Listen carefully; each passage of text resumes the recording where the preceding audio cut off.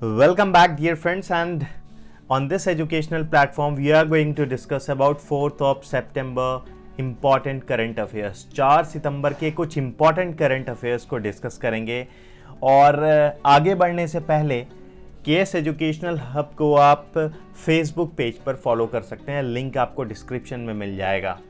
आज का सबसे पहला क्वेश्चन मैंने रखा है कि किस बैंक ने हाल में ही कैशबैक क्रेडिट कार्ड लॉन्च किया है, और ये बैंक जिसने लॉन्च किया उसके रिगार्डिंग भी आप लोगों को जानना जरूरी है। तो देखिए, सही आंसर इसका क्या है, एसबीआई है। बट ये जो कैशबैक क्रेडिट कार्ड है उससे एक इम्पॉर्टेंट क्वेश्चन और भी बनकर निकल कर आएगा।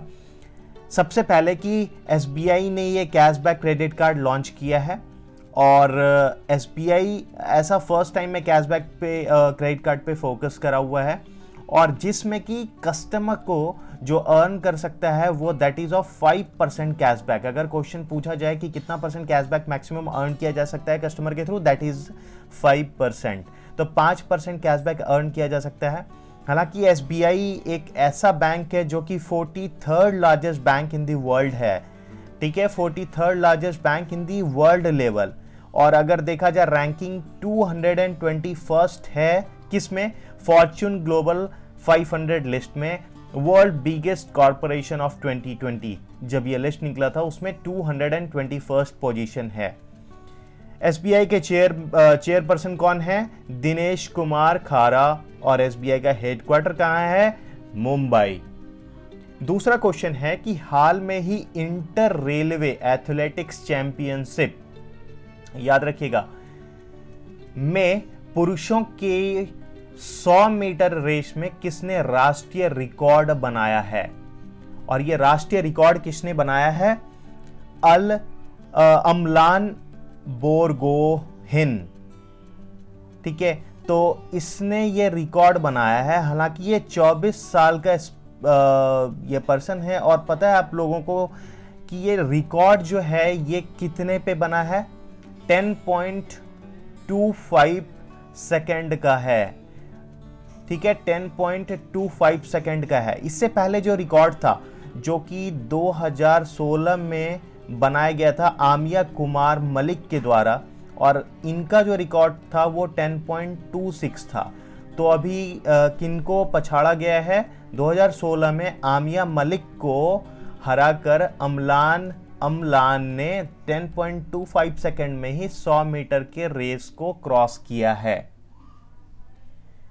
संसद टीवी का सीईओ हाल में ही किसे नियुक्त किया गया है, अ बिग क्वेश्चन, राइट। देखिए, मैं इसके बारे में भी थोड़ा आप लोगों को बता दूं कि संसद टीवी का जो सीईओ है वो उत्पल कुमार सिंह है, और इससे पहले कौन थे, और उत्पल कुमार सिंह जो कि अभी फिलहाल लोकसभा महासचिव के पद पर भी हैं, और सनसेट टीवी के सीईओ के कार्य के रूप में भी इन्होंने ये कार्यभार संभाला है। हालांकि रवि कपूर जो थे इससे पहले सनसेट टीवी के सीईओ थे, ठीक है। हाल में ही विश्व जूनियर तैराकी चैंपियनशिप के फाइनल में पहुंचने वाली पहली भारतीय महिला कौन बनी है, और ये पता है कितना इंपॉर्टेंट क्वेश्चन है, और this is I think so this a record. तो स्विमिंग सेंसेशन है ये एक्चुअली, इसका नाम जो है वो अपेक्षा फर्नांडीज है, और ये फर्स्ट ऐसी महिला है, फर्स्ट ऐसी विमेन है जो कि जूनियर वर्ल्ड फाइनल्स में एंटर करने का ये रिकॉर्ड है इनका। 200 मीटर का बटरफ्लाई फाइनल में इन्होंने वर्ल्ड चैंपियनशिप में जो था वो 8th पोजीशन इनका आया है। So it's a proud moment for us. Overall ये पेरू में हो रहा था, राइट। देखिए, दूसरा क्या है, हाल में ही हुए किस देश के वस्तुक सैन्य अभ्यास, दैट इज ऑफ वस्तुक मिलिट्री एक्सरसाइजेस और भारतीय सेना ने भाग लिया था। तो ये कहाँ पर हो रहा है, रूस में हो रहा है। अब देखिए, मेन इंपॉर्टेंट यहाँ पर क्या पूछा जा सकता है ना कि कौन कौन सा और देश है जो कि इसमें शामिल था। तो इस अभ्यास में भारत तो शामिल है ही, भारत के साथ साथ चीन, लाओस, मंगोलिया, निकारागुआ और सीरिया और कुछ पूर्व सोवियत देशों के लगभग 50,000 इसमें सैनिक हैं जो कि इस मिलिट्री एक्सरसाइज में शामिल हैं। ठीक है, तो ये कहां पर? रूस में हो रहा। किस देश में होने वाले विश्व एथलेटिक इंडोर चैंपियनशिप 2023 को स्थगित किया गया है? देखिए, हालांकि इसको स्थगित करके ये डेट अभी फाइनलाइज किया नहीं गया है, बट वर्ल्ड इंडोर एथलेटिक्स जो 2023 में होने वाला था चीन में, इसको अभी स्थगित किया गया है। और ऐसा मतलब कंफर्मेशन नहीं है, बट हाँ 2025 में माइट बी ये जो वर्ल्ड इंडोर एथलेटिक्स चैंपियनशिप हो रहा है ये माइट भी हो सकता है। हालांकि 2024 में जो ग्लासगो में होने वाला है उस इवेंट को अभी तक कैंसिल नहीं किया गया है, वो इवेंट एज यूजुअल अभी तक अपने टाइम पे ही है। ठीक है, देश में पहला वर्चुअल स्कूल हाल में ही कहाँ लॉन्च हुआ है?